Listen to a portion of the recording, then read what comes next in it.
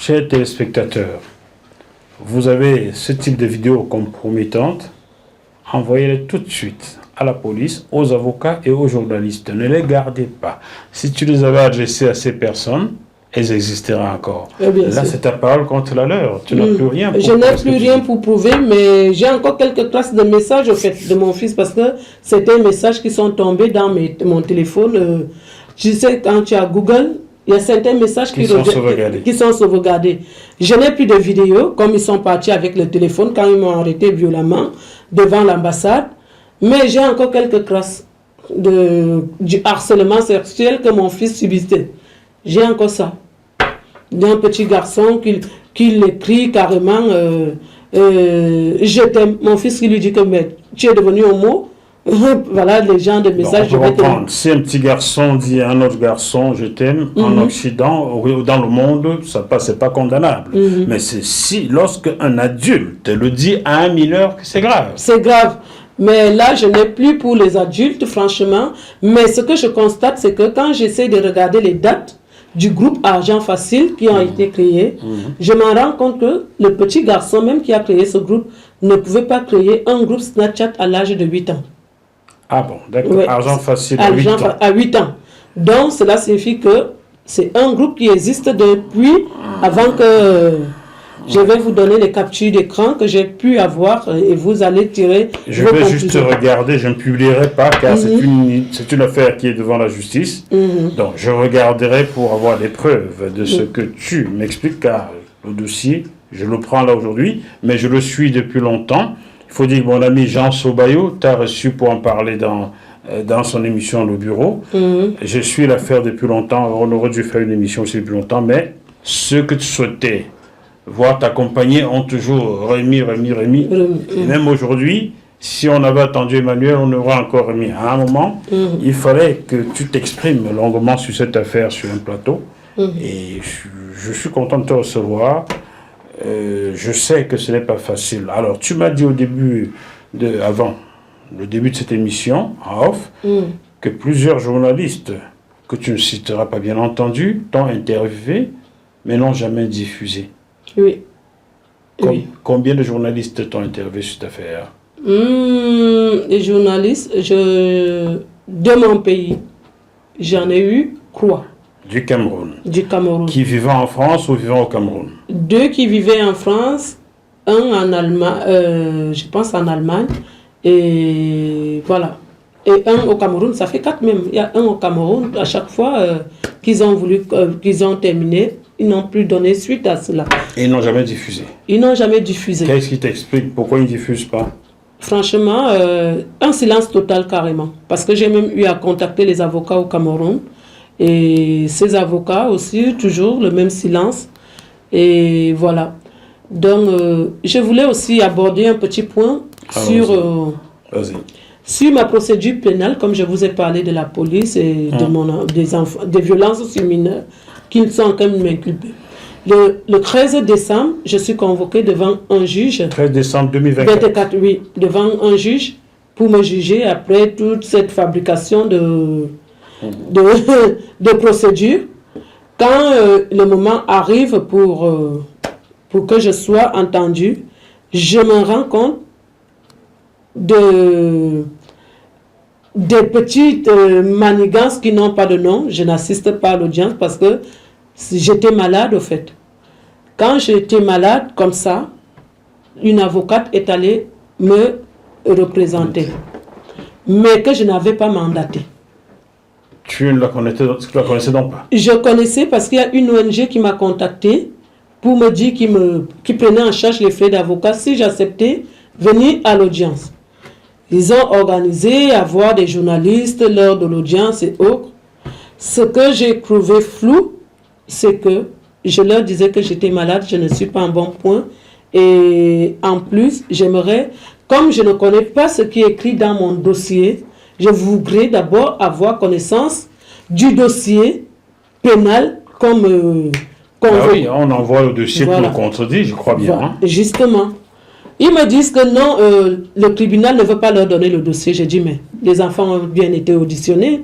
Les enfants affirme que j'ai été violente, pourquoi on ne me donne pas le dossier pour voir réellement ce qui se trouve? Ils me disent que non, il n'y a pas le dossier. J'ai dit, bon, on demande un renvoi jusqu'à ce que on va nous donner ce dossier. Voilà, l'audience commence. Je fais appel, il y a la petite journaliste qui m'a filmé, m'envoie une avocate de plus pour venir me représenter. Elle sortait de Aix-en-Provence, cette avocate. Elle a été très gentille parce qu'elle m'a vu pleurer. Elle est arrivée à Paris pour assister à l'audience parce qu'elle m'a dit de rester à la maison comme j'étais malade. Cette avocate constate les irrégularités lors de l'audience. Elle crée un incident et ils sortent de l'audience parce qu'elle aussi, elle disait au juge qu'il ne fallait pas continuer l'audience parce que Madame Do n'était pas là. Elle aimerait consulter le dossier. Ben oui. Et le juge lui disait non. Elle a dit au juge qu'elle s'en rend compte qu'il avait déjà pris sa position et sa décision. On veut comprendre et pourquoi les enfants ne sont pas à l'audience pour qu'on puisse les écouter. Le juge n'a pas voulu l'écouter, il a continué l'audience. Donc, en créant l'incident, que je ne connais pas leur thème, mais elle est sortie de l'audience. Elle m'a dit, Madame Do, je pense que le bâtonnier va faire quelque chose parce qu'ils ne veulent pas remettre le dossier pénal. Vous pouvez vous rassurer, je serai dans vos dossiers. Entre-temps, l'autre avocate que l'ONG a envoyée est partie usurper ma signature, décider de plaider pendant que je lui demandais de ne pas plaider. Et là, à 20h30, je suis chez moi. Elle m'envoie un délibéré par WhatsApp que je suis condamnée à 2 ans. 2 ans de quoi? 2 ans avec ceci ou c'est quoi, interdiction d'apparaître aux abords du collège. Que pendant que ton avocate, donc mon avocate est sortie de l'audience, elle a continué l'audience et la décision du juge, elle me l'envoie par WhatsApp. Je fais la capture d'écran, j'envoie à mon avocate, je lui dis voilà ce que je reçois du tribunal de Paris. Elle me dit mais c'est inadmissible, on n'a jamais condamné quelqu'un par WhatsApp. De toute façon, va faire appel à cette procédure. Je lui dis mais je vais aller faire appel. Je ne connais même pas le numéro du dossier que vous me demandez d'aller faire appel. Elle me dit non, je connais bien ces gens. Si tu ne fais pas appel, ils vont dire que ils t'ont convoqué. Je dis mais mec, comment vous me demandez? J'ai quand même si je ne connais rien de la justice, au moins je sais que pour faire appel, il faut un numéro de dossier. Oui.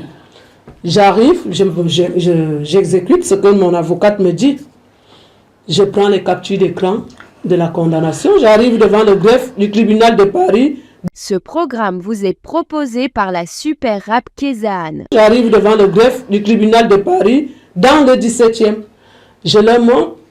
La dame me dit, mais ça n'existe pas. Pourquoi vous m'apportez ça? Je n'ai jamais vu ça. Voilà une autre dame qui arrive. Elle dit, non, oui, je connais bien le dossier. Elle me dit, ok. Elle me dit que quand vous aurez le jugement de cette procédure pénale, c'est là que votre appel de l'audience sera effectif. Je prends l'appel qu'ils m'ont fait. Je sais que ça ne sera pas effectif parce que je n'ai jamais eu de jugement. Vous comprendrez pourquoi je viens sur ça. Je reste là 1 an, j'attends toujours. Je vois comment l'état de santé de mon fils est en train de se dégrader. Chaque jour, maintenant, j'entends dans le téléphone la police qui m'appelle. On a arrêté votre fils, il partait avec d'autres jeunes cambriolés. J'appelle le juge, j'appelle mon avocat pour lui dire, remettez-moi mon enfant. Envoyez même cet enfant à son père au Cameroun que de voir un enfant qui ne part pas à l'école, qui est déjà avec des procédures judiciaires. En 1 mois, si le juge ne m'appelle pas, la police ne m'appelle pas, c'est 2 fois. Et le juge est bien au courant de ça. Je ne sais pas quel est le but de ce juge, au fait, de s'obstiner à détruire cet enfant de la manière qu'ils sont en train de faire. Il est déscolarisé. Il lui coule les procédures. Il est chaque jour en garde à vue. Et je supplie ce juge de me remettre mon enfant, qui n'a jamais connu tout ce qu'on est en train de lui faire vivre à l'heure actuelle. Dès que je l'ai fait, le juge s'est énervé. Il m'a envoyé un courrier pour me dire qu'il mettait mon enfant en lieu secret, la petite Norélis, parce que j'ai osé faire une vidéo pour expliquer ce qui m'arrivait avec le juge, parce que j'ai constaté qu'il ne m'écoutait pas. Il m'envoie l'ordonnance pour me dire carrément qu'on mettait mon enfant en lieu secret. Est-ce que vous connaissez ce que c'est que mettre un enfant en lieu secret et quel article le dit? Comment peut-on rompre les liens d'un enfant mineur avec ses parents biologiques? C'est la question. Cette dame n'est pas criminelle, que je sache. Oui, c'est une simple question, car je sais que la DGR, il regarde tout ce que nous faisons. Hein. Comment peut-on rompre le lien d'un enfant mineur avec ses parents, avec sa mère biologique? 1 an et demi qu'on n'entend pas la voix de nos filles. Si vous n'avez pas de travail à faire, il y a plein d'enfants roumains, roms, syriens, autour des points rouges, des feux rouges en région parisienne qui quémandent des sous. Ce sont des enfants qui n'ont pour la plupart même pas 10 ans. Qu'est-ce que la France attend pour retirer ces enfants-là et les placer? Est-ce que ce que leurs parents le font faire là n'est pas plus violent que ce qu'on accuse Madame Do d'avoir fait à ses enfants? As-tu le sentiment que c'est parce que tu es personne étrangère sur le sol français qu'on te fait subir ce que tu vis là? Bien sûr, bien sûr. J'ai l'impression de ça. Et je n'arrêterai pas de dire que vraiment, parce que ce qu'on est en train de faire subir à mes enfants avaient un toit, chacun dans sa chambre. Ils ont leur assurance vie. Vous pouvez regarder à la banque LCL combien j'ai épargné pour eux. Mon fils, à l'âge de 13 ans, je lui ai donné sa première petite carte bancaire à l'intérieur qui pouvait subvenir à ses petits besoins quand il sort du collège. Il veut un bonbon, il n'a pas besoin de demander. Il a cette carte bancaire à Hello Bank que j'ai pris une carte en ligne. Mon fils avait les cours à domicile que je payais 400 € par mois. Mon fils, mes 2 enfants, ils étaient inscrits au scout. Vous-même, vous savez, inscrire un enfant au scout, c'est pas gratuit. Ils étaient inscrits à la Cité des Sciences pour chaque semaine. Ils pouvaient aller lire leurs livres parce qu'ils aimaient bien aller à la Cité des Sciences. Des sciences à la porte de la Villette. Oui, à la porte de la Villette. Ils étaient dans le nordiste, aimaient bien la musique. Elle faisait la chorale. Vous allez voir des photos dont la mairie de Paris, je l'ai inscrite dans les chorales de la mairie de Paris. Ils avaient tous leurs jeux et on s'organisait, les aînés amenaient chaque week-end, soit au McDo, dans les restaurants. Et que, au jour d'aujourd'hui, je vois un juge qui est fier et contente de voir un enfant déscolarisé. Fier de me dire, vous allez voir les ordonnances que je vais vous donner, que mon fils cambriole déjà, mon fils vole déjà, mon fils garde à vue sur garde à vue. Qu'est-ce que cet enfant aura les jours à venir? C'est la destruction. Son avenir qu'on est en train de détruire. C'est son avenir qu'on est en train de détruire. Et que ce juge ne veut pas remettre cet enfant, sachant bien qu'ils sont en tort sur ce qu'ils ont fait. Aucune procédure n'a été. Je n'ai jamais eu d'enquête sociale. Le voisinage, l'enquête des voisinages est apparue 2 mois après.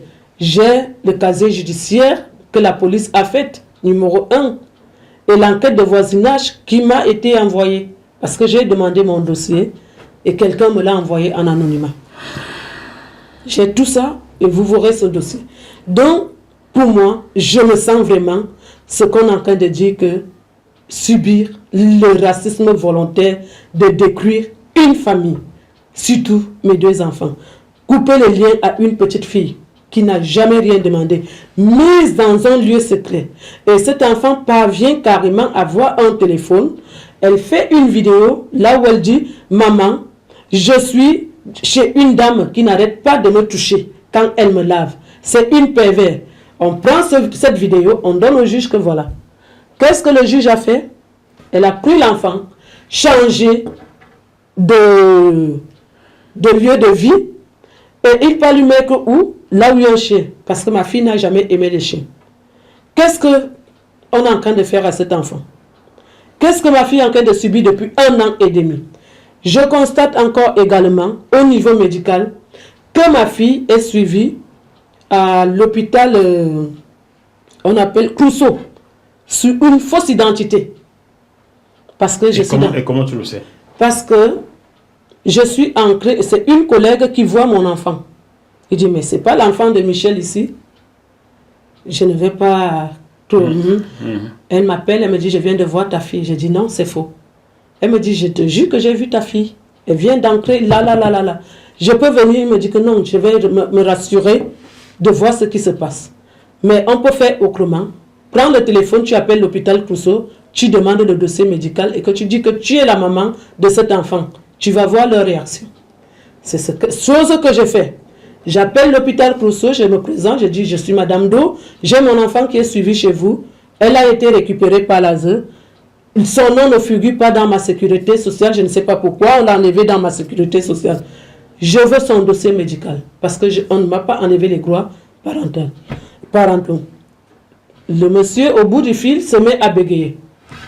Il me dit que non, il faut le faire par mail. Je fais par mail, je les envoie et je fais aussi par lettre recommandée, comme ils ont demandé. Ils reçoivent la lettre recommandée. L'hôpital Clouseau m'appelle. Ils me disent que je dois venir voir avec la direction. Et quand tu comprends comme ça, c'est que c'est vrai. C'était juste pour me rassurer que cet enfant était suivi là-bas.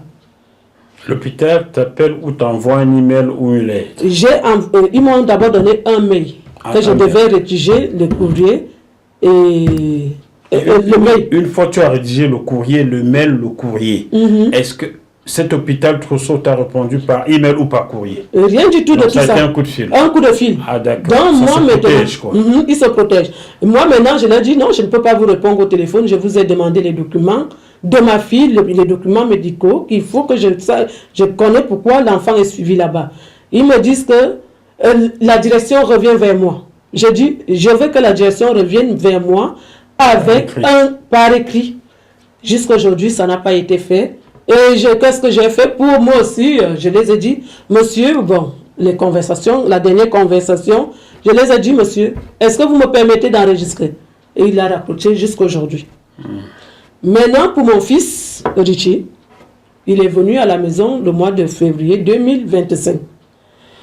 Au mois de septembre 2025, après avoir passé 6 mois avec moi à la maison, parce qu'il a fui, il a dit qu'il ne rentrait plus là-bas. Je suis à la maison, le 2 septembre, on avait audience. On arrive à l'audience, Richie a même fait le courrier qu'il voulait être présent à l'audience, mais le président de la Cour d'appel de Paris a refusé que Richie se présente. Et j'ai dit, bon Richie, comme on refuse que tu te présentes, au moins son nom caché que tu as demandé à te présenter et autres, tu vas m'accompagner à l'audience. Richie est venu avec moi à l'audience. On arrive à l'audience le 2 septembre. Richie dit au juge que tout ce que vous êtes en train de raconter là, c'est le mensonge. Ma maman n'a jamais été violente avec moi. Et je ne veux pas vos avocats parce que moi-même je peux parler. Le juge s'énerve. Il demande à Richie de sortir de la salle d'audience. Et moi, je reste pendant que Richie est parti. Je reste à la salle d'audience. Je prends mon casier judiciaire pour présenter au juge que, monsieur le juge, regardez mon casier judiciaire. Je n'ai jamais commis d'infraction en France. Qu'est-ce que le juge me fait? Le juge me dit, Madame Do, je vais vous fournir le casier judiciaire le 5 novembre 2025. Devant les autres avocats, c'est pour cela que je vous dis, les audiences privées là ont subi des choses. Il n'est pas content que je n'ai pas de casier judiciaire. Elle me dit carrément, en me menaçant que vous aurez un casier judiciaire le 5 novembre 2025. Elle me précise là-dedans. Donc nous sommes le 10, dans 15 jours, tu auras un nouveau casier judiciaire. Oui. Que je n'ai jamais eu. Donc elle me dit que tu auras un casier judiciaire le 5 novembre 2025. Nous sommes déjà le 10, donc c'est passé le 5. Ah, tu m'as dit le 25, donc le c'est le 5 novembre. Donc nous sommes le 10, ça fait 5 jours que tu as un nouveau casier judiciaire. J'ai un nouveau casier judiciaire. Je dis à mon avocate même, elle me dit que madame, de moi-même, je suis dépassée par ta procédure. Je n'ai jamais vu le béaba comme je suis en train de voir. Je pensais que quand on venait à la cour d'appel, nous sommes quand même face au président de la cour, qui est supérieur à nous tous. Comment ça se fait que je me retrouve encore face à une procédure judiciaire béaba? Madame, je ne sais plus quoi faire pour vous aider. Faites appel à votre ambassade. Et mon ambassade, quand je fais appel, et qui n'arrête pas de sortir que Madame Ndo insulte les gens, Madame Ndo veut nous mélanger dans son problème, les gens qui me rapportent ce que l'ambassade dit.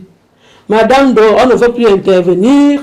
Est-ce que M. Manu Sekoumou l'a dit? Est-ce que tu l'as vu? Est-ce que je ne l'ai jamais vu. De lui ou quoi que ce soit? Je n'ai pas une lettre de lui, je ne l'ai jamais vu, mais depuis que je pleure dans les réseaux sociaux, ce que j'ai constaté, c'est que le silence de l'ambassade, alors qu'ils m'ont promis, parce que j'ai toujours demandé le retour chez moi au Cameroun avec mes enfants, ils m'ont promis qu'ils étaient en train de supplier le Quai d'Orsay de les répondre. Je me pose la question au jour d'aujourd'hui, si nous sommes dans un état ou bien c'est le Quai d'Orsay qui décide à la place de l'ambassade du Cameroun. Voilà 1 an et demi que vous me voyez pleurer dans les réseaux sociaux pour demander mes enfants et le retour. Parce que je n'ai la violence dans laquelle on est en train de traiter les petits Camerounais qu'ils sont et moi-même. Je préfère retourner chez moi. On sait que une autre ambassade sœur s'est battue pour occuper des enfants qui étaient dans la même situation que... Oui, le Gabon. Je n'osais pas citer au Gabon. L'ambassade du Gabon à Paris, avenue Raphaël, s'est battue pour occuper des enfants gabonais. Je l'avoue, je l'affirme, car j'ai discuté avec la dame qui est derrière ce dossier avant de te recevoir. Le Gabon, pays voisin du Cameroun, se bat pour occuper ses enfants qui sont dans ce genre de, on peut appeler ça réseau. Et le Cameroun supplie le Quai d'Orsay, il ne dit rien. Ils m'ont dit que le Quai d'Orsay ne veut pas nous répondre, on ne sait plus quoi faire pour vous, Madame Do. Au lieu qu'ils continuent dans ça, que le Quai d'Orsay ne répond pas, ils voient les gens que nous connaissons tous, nous sommes tous des Camerounais, ils présentent, oh non, l'affaire est profonde comme vous le voyez, s'il y a une profondeur autre dedans. Je dis, mais quelle affaire profonde qui existe que je ne connais pas? Je prends l'engagement d'envoyer cette émission à l'ambassadeur André Manu Sekoumou. Je souhaiterais, après, voilà, je vais lui envoyer ça parce que, oui, monsieur l'ambassadeur, j'ai enquêté sur ce genre de placement abusif. Un livre est écrit à propos. Je peux vous le dire, les enfants africains sont victimes d'abus et de placement en France. Je peux le dire, j'enquête dessus depuis 2017. Ça va bientôt quand même faire 10 ans. Me remettre mes enfants, c'est tout ce que je demande au jour d'aujourd'hui. Je vous assure que même si la France me laisse même encore vivre ici, je ne pourrai plus vivre en France. Je n'ai jamais vu la violence dans laquelle on a touché la chose que j'avais de plus chère dans ma vie, mes enfants. Ça me fait tellement mal au jour d'aujourd'hui de voir mon fils Richie que j'ai amené à l'hôpital le 9 septembre. Il a fait une crise. Il est devenu comme un robot à la maison. Il était en train de jouer aux jeux vidéo. J'ai entendu comment l'enfant a commencé à crier « Maman, je ne vois plus, maman, je ne vois plus, maman, je ne vois plus !» J'ai dit « Tu ne vois plus, qu'est-ce qui t'arrive ?» Il est venu tomber sur moi. Il est resté bloqué d'un coup. J'ai dit « Mais c'est quoi ça? Qu'est-ce que je vois mon fils en train de faire là ?» Le corps est devenu dur comme le caillou. C'est pour cela que je veux vraiment qu'on vienne sur ça. Parce que j'entends toujours qu'on fait des expériences médicamenteuses sur les enfants. C'est pour cela que j'aborde ce sujet. C'est une accusation grave, là. Ah oui, c'est une accusation grave, mais moi je l'ai vécu. Parce que jusqu'à aujourd'hui, je vous donnerai la preuve. Quand j'ai amené mon enfant à l'hôpital Robert Debré, j'ai pris la peine de prendre une vidéo et voir comment mon fils réagissait. Mon fils a commencé à me regarder comme ça. « Je ne veux plus te voir, maman. Dégage, sale pute, les mots qui n'ont pas de nom. Il a perdu carrément la tête. J'ai dit, mais qu'est-ce que je suis en train de vivre là? Même à l'hôpital, il regarde comme ça, il dit, sortez là, il a peur de me voir. Mettez-la dehors, je ne veux plus la voir, je ne veux plus la voir. Jusqu'à ce jour, quand ça s'est passé, J'ai dit à ma grande fille que reste à côté de ton frère. Je m'en vais à la maison. Je suis arrivée à la maison. J'ai dit au médecin, vous n'administrez rien à cet enfant tant que je n'ai pas encore eu les bilans bio. Parce qu'on fait les bilans bio à un enfant pour connaître ce qui est arrivé à l'enfant. On fait les imageries pour comprendre ce qui est en train d'arriver à l'enfant. Ces imageries, quand je demande ça à l'hôpital Robert Debré, on me refuse. Un enfant que vous avez eu 3 ou 4 jours d'hospitalisation, je travaille quand même à l'hôpital, on ne viendra pas me dire que un bilan de sortie d'un enfant d'hospitalisation n'est pas agressé aux parents que moi je suis. On ne va pas me le dire. Qu'est-ce qui est en train d'arriver à mon enfant? Qu'est-ce qu'ils ont fait à l'enfant? Jusqu'à ce jour, ils ne veulent pas me donner. Et qu'est-ce qu'ils me font plutôt? Ils m'envoient une facture de 1000 et poussières d'euros à la maison qui me demande de payer. J'ai demandé au directeur de l'hôpital que, bon, je ne refuse pas de payer vos factures, mais donnez-moi les examens. Je veux connaître le médecin qui a consulté mon enfant. Je veux avoir les bilans bio de cet enfant. C'est le BABA quand on consulte voilà. Tel médecin, il était consulté par tel. Il y a eu tel truc dans le... Et ce qui m'a même encore été revenu, parce qu'on a failli même nous échauffer un peu, on me dit que cet enfant est suivi à l'hôpital Robert Debré depuis 1 an. Ah oui. Depuis 1 an, mon enfant est suivi à l'hôpital Robert Debré, mais il ne m'appelle pas ni l'ASE, ni l'OSE, parce que ce sont les deux qui ont mes enfants. Il faut qu'ils me disent ce qu'ils font à ces enfants, parce que depuis que mon fils est né, il n'a jamais été à l'hôpital qu'il tombe malade ou quoi que ce soit. Aujourd'hui, il a presque perdu la tête.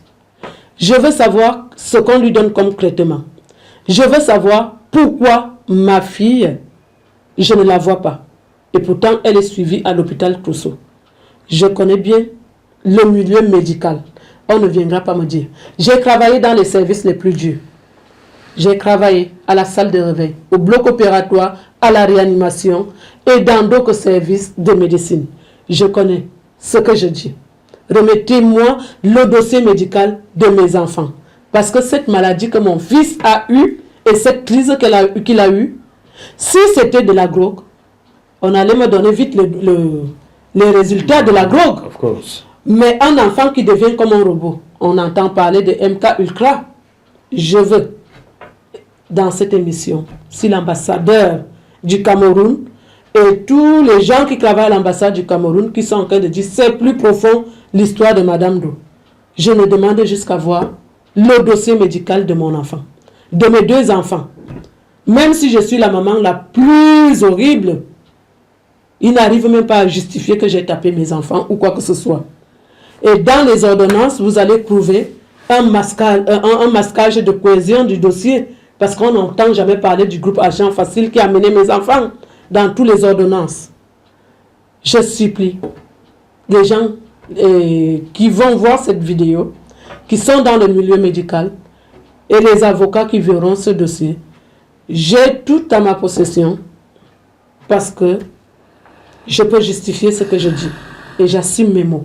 Et qu'est-ce que le juge fait? Il envoie le message à l'avocate qui a toujours eu confiance en moi. Je vais vous montrer ce message parce que je n'aime pas divulguer. C'est un truc entre moi et mon avocat. Il envoie, ils me disent qu'ils m'enlèvent les droits parentaux pour que je ne sache plus quoi que ce soit sur mes enfants. Vous-même dites-moi. Donc, ils veulent clore l'affaire. Les enfants sont partis. Ils ne veulent pas que je voie ce qui se passe dans le dossier médical de mes enfants. Donc, voilà ce que je suis en train de vivre en France. Je me demande, y a-t-il vraiment une justice dans cette France? Quand on connaît l'histoire Outreau, tu en as entendu parler? Oui. C'était des abus comme ça? Bien sûr. Il y en a, hein? Il y en a. Un enfant qu'on coupe des liens. Y a-t-il de la justice? Y a-t-il encore une justice dans cette France? Avec ce que j'entends, ce que je vois, ton histoire, oui, je la suis depuis un certain temps, mais j'ai enquêté, j'ai cité Corco sur Londres, je n'ai pas tout cité, il y en a beaucoup. Y a-t-il encore la justice dans ce pays? Ça fait peur, hein? Justement, ça fait peur. Un enfant qui ne te reconnaît plus. Je pense que les Africains devraient, moi je pense, prendre d'autres directions pour élever leurs enfants. C'est Un enfant qui inquiétant était d'enlever voyou. un enfant dans ce pays désormais. C'est inquiétant. Inquiétant. Oui, l'association Nous Pas Bouger à travers là-dessus. Oui, l'association Nous Pas Bouger de Joël Didier Ngo à travers là-dessus a dû se battre pour qu'on rende à cette femme, Thérèse, à la femme ivoirienne, son bébé, son nourrisson qu'on a retiré dans le lit de l'hôpital. Le nourrisson avait 2 jours, on l'a placé. 2 ans de combat par l'association Nous Pas Bouger, qu'on remette à cette femme son enfant. Je l'ai interviewé, vous trouvez son interview sujet un petit peu plus. Y a-t-il encore une justice dans ce pays? Une justice pour les Africains dans ce pays? Et là, franchement, il va falloir clôturer cette émission pour cette fois-ci. Ça veut dire que tu reviendras quand tu le souhaites. Je sais que les gens, je sais que tu es sur écoute, ton téléphone même éteint, on nous écoute. Donc ceux qui écoutent, on vous passe des salutations. Ça sert à rien. Ça sert à rien de nous écouter. Et je n'ai vu que du harcèlement. Je n'ai vu que du harcèlement. Je demande mon dossier pénal que vous avez fabriqué. Remettez-moi le dossier. Vous me demandez de venir dans les audiences. Je ne connais même pas de quoi on m'accuse. Je pense que pour convoquer quelqu'un à l'audience, il faut un dossier, un jugement. J'aimerais parler avec ton avocat de cette affaire. Oui, je vais vous laisser le numéro de téléphone. Si c'est possible, si elle veut bien s'exprimer là-dessus. Nous ne sommes pas des juges, mais nous sommes obligés de creuser. Bien sûr. C'est mon rôle de creuser, de donner la parole et de rendre public le fruit de mes recherches, le fruit de mes interviews. Je ne peux me limiter qu'à cela, je n'ai aucun autre pouvoir. Même si on dit que le média est un quatrième pouvoir. Oui, je vous laisse le numéro après. Vous allez voir tous les gens qui sont passés sur ce dossier. Vous allez les voir, les avocats camerounais qui sont passés sur ce dossier. Camerounais. Et oui, et la dernière qui était d'origine gabonaise, que je remercie parce que c'est elle qui a essayé vraiment de se battre comme elle pouvait. Et au jour d'aujourd'hui, elle me donne encore conseil parce que dès que nous sommes sortis dans cette audience, le 2 septembre, elle m'a dit, Madame Do, avec toutes les irrégularités qu'il y a dans ton dossier, je te conseille d'aller en cassation. Mais les moyens, tout le temps, il faut payer. Il faut payer. Toute ma vie, ce que je travaille en France, ça passe seulement sur les avocats. Mon logement, je ne vous dis pas combien je suis aujourd'hui dans un HLM, parce qu'ils n'arrêtent pas d'augmenter le loyer pour me mettre à la rue. Je suis à 1400 euros, 1430 euros maintenant. Je quitte de 1200 avant qu'on ne prenne des enfants. Je me retrouve à 1430 euros que je paye, moi la petite dame que vous voyez là. Je n'ai pas d'APL, je n'ai jamais demandé de l'aide en France. Je suis torturée. Mes comptes bancaires sont parfois bloqués parce que au jour d'aujourd'hui, si vous entrez à la LCL, mes enfants avaient leur compte bancaire l'assurance vie, comme on dit souvent. Quand j'entre dans leur assurance vie, je constate que ça n'existe même plus. Oui. C'est allé où? Et je ne sais pas là où c'est allé. J'aborde encore ce sujet ici. Je dois faire mes documents, le passeport camerounais que j'ai demandé. On ne me donne pas la réponse. Ou c'est une façon de me dire qu'on te bloque le passeport. Je le dis clairement et ouvertement. Non, on va arranger ça. Pour le passeport camerounais quand même. Allez. Voilà ce que je vis en fait. Mais malgré ça, je continue à garder le sourire. Mais je vous dis, je souffre du cœur de voir mon garçon, ma fille détruite. Parce que vous allez voir, il parle de l'article 375 qui est l'intérêt supérieur de l'enfant. Et les enfants qui sont autour des rond-points, autour des feux rouges, qui commandant des sauts là, ne sont-ils pas des enfants? En plus, ce sont les enfants européens. Hein? Pourquoi vous ne les placez pas? Ce qui est même bizarre, c'est que je demande à prendre les avocats pour mes enfants. Ils refusent d'accepter les avocats qu'on vous donne aux enfants. Ils te ferment carrément dans leur cercle. Ils te disent que non, la loi française dit commis d'office. Et ils te choisissent une avocate qui vient menacer, qui rapporte la parole de l'enfant. Les enfants sont capables de discernement, 15 ans et 11 ans. Pourquoi on ne les fait pas parler? Pourquoi on ne les fait pas parler? Mais la profondeur que j'entends parler dehors, mes frères et sœurs qui m'écoutaient, il n'y a pas de profondeur, voilà tout ce que je connais dans mon affaire. Les histoires de l'ASE, j'ai même vu dans l'une des ordonnances que ma fille a déjà l'énurésie. Ils ne regardent l'énurésie, c'est quand un enfant fait pipi au lit. Quand une fille arrive déjà à faire pipi au lit, c'est qu'elle vit une peur pas possible, un traumatisme. Je ne sais pas dans quel pays je suis venue ancrer. C'est pour cela que je vous dis, je suis là, mais je veux quitter la France. C'est tout ce que je demande. Qu'ils soignent mes enfants ou pas, remettez-moi mes enfants, j'irai les soigner au Cameroun. Je préfère aller vivre de la chasse, la pêche et de la cueillette. La France m'a dépassé. Je n'ai jamais vu un pays comme ça. Voilà mon histoire que je vous raconte. Et je conseille à ceux qui m'écoutent au jour d'aujourd'hui, franchement, après avoir écouté ce que je vous dis, chacun doit réfléchir 1000 fois et penser au retour, rentrer avec vos enfants. Je vous assure. C'est très dur ce que je vis et ce qu'ils font subir à mes enfants.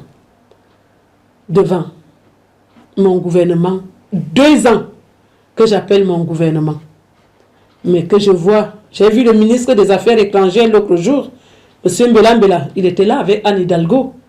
Anne Hidalgo qui me porte plainte pour diffamation, alors que je ne diffame pas, c'est elle la présidente du département, c'est elle qui prend des enfants. Anne Hidalgo n'est pas présidente du département. Si, c'est elle la mère.